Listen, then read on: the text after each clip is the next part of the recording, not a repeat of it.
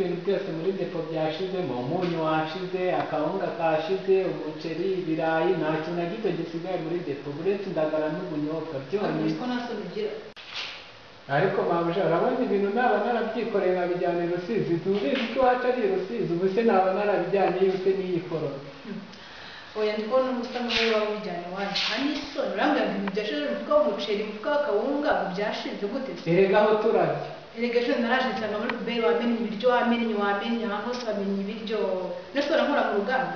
None se ibiryo niba byapfuye tuzajya turya ibyapfuye? Wanjye ntabwo ibyo bikenewe, wisubireho ndashaka ko wisubiraho nutisubira nagusubiza iwawe. Ahubwo saa sita zirageze igihe nshaka no kurya. Imbere genda ndaje ndaguha amafaranga mu kanya.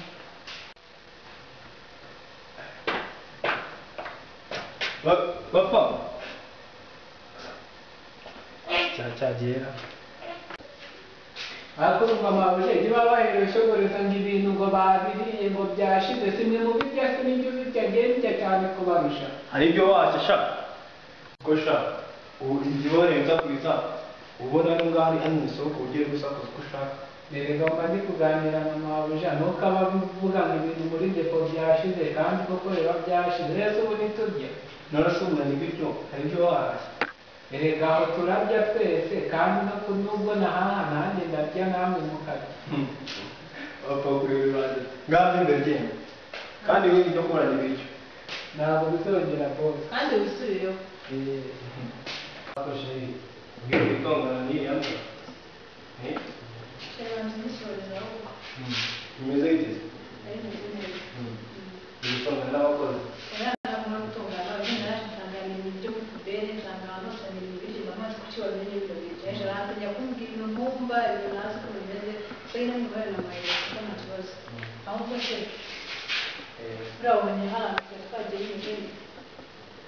avuga se twaje kwakwizera ko njye bya mbere bidusubije bakora n'iki ko muri inshuti kuki nta kintu barambwiye nanjye nta kintu yabwize shirake nta kintu yabwize ni inshuti yawe ni gute njyana umugore nawe aho naguye muri koma. oya nanjye byantunguye cyane aho bose buriya iyi byantunguye aho buriya nanjye ese nibazaye impamvu yabikoze byanjye kandi rwose ashendana kubijya ese ugiye mukunda se ibo ndabizi ko nkunda kuzaza kumenya neza ntabwo nakwishimiye umukozi imbere shema mbere ko nshaka ko nshaka gukora tuze kujya kujya usanga kandi nashaka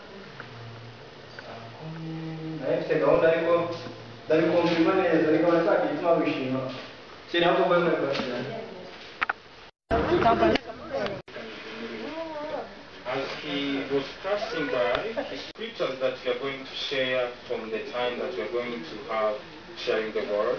nagira ngo nkwibutse wowe uri kumwe natwe imana ari urukundo kandi umugambi wayo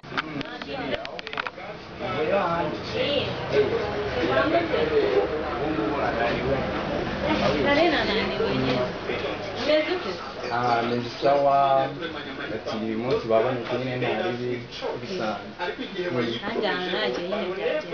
akushe ubu koko n'imitungo yose dufite urabona ko dukeneye umwana ngo nguki urabona ko tutamukeneye imitungo yose dufite naho nabyaye urabirukana abo nabyara uriya mureke uraseka ko papa we ariko urabizi ko nyine papa waturusha n'ubushobozi ugombaga kujya iwabo ufite nyine akabona ukuntu amwitaho neza. Okay, nta kibazo uri mwana ntabikunda tuzamubyara ariko ntabwo ibyo ndi kubyiyumvamo.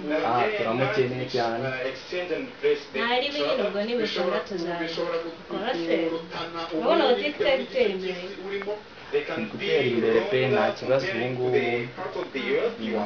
iki gice cy'isi turimo cya Afurika tugira amahirwe kubera ko ijoro n'amanywa biranga.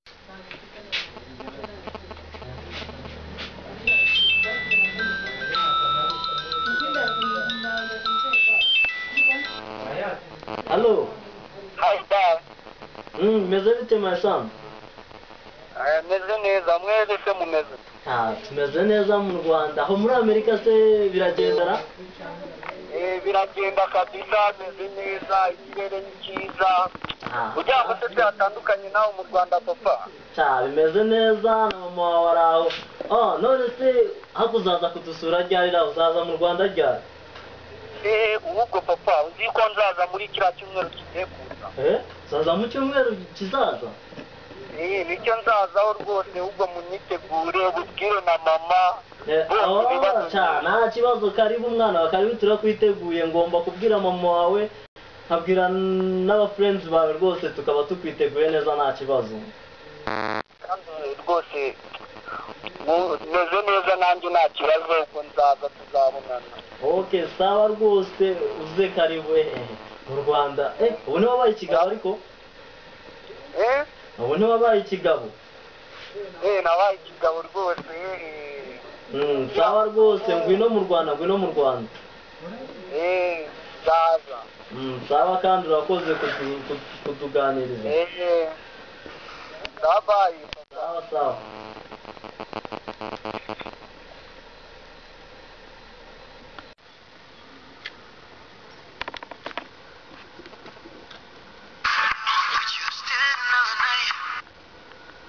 Oui. Ni byiza. Amakuru? Ni meza. Ariko naguherutse ko waranyanze. Sha ntago nabikora gusa umva nabikora. None sori. Ubu ngubu ndi mu rugo ahubwo mvuye guhaha ibintu byinshi cyane ahubwo uvayo ahubwo.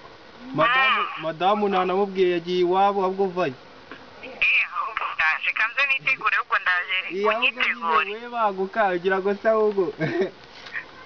Nta kibazo. Sawa kandi akabizu.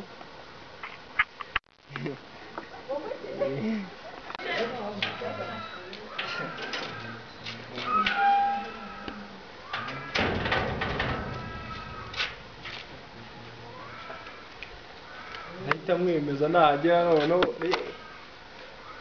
madamu Imana ifashe ntazi kuko aje byahita bibiramo wapfa kure Karame. Aya mukasiramuka umva rero uno munsi utazana bya bindi byawe ngo ntabwo nabyumvise ngo ntabwo uno munsi ndashaka ko nta muntu mbona yinjira hariya arenga hariya urumva Nese boss n'umuntu uza kugusura mwihorera. Oya uza kunsura we umubwira urumva ariko unze ntabwo muzi aho mukuri undi mwiza ufite bombe inyuma. none nagera ari tumukingurira umwingize akuranye n'umuntu nta muntu nshaka no musi uza kundistabing nta muntu mwinjiza ariko bita akazi kese ndamenye ngafira mu mirimo nta kibazo ibi nakira gende ubitegure fresh sawa ngo mukaya ndabibona sawa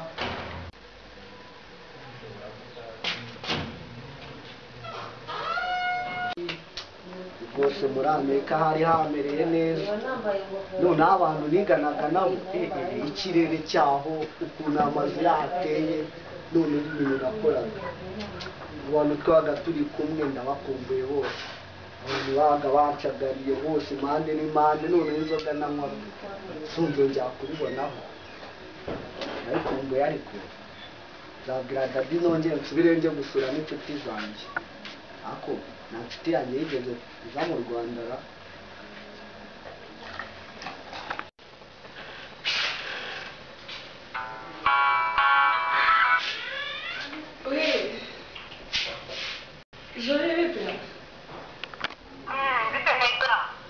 Amakuru yawe? Amakuru se uko? Sha amakuru yanjye njyewe ni meza.